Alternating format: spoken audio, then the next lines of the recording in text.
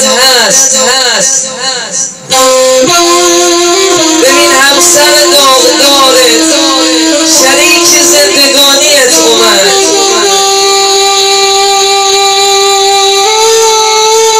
داداش محسن و مسعود و یوسف علی خواهرات هستن، اومدن تو مجلس تو نشستن. بیا یه سری به مجلس و محفل تو بزن.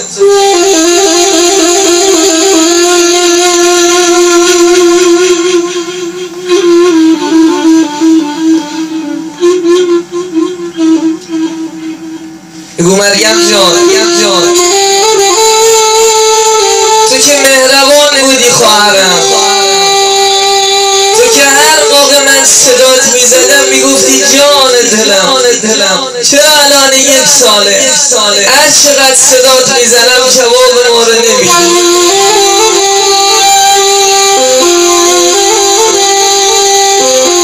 من امروز از دل کیا بخونم؟ از دل مادر داغ دیدش بگم، مادری که 1 عمر زحمت میکشه یه اولادی رو بزرگ میکنه.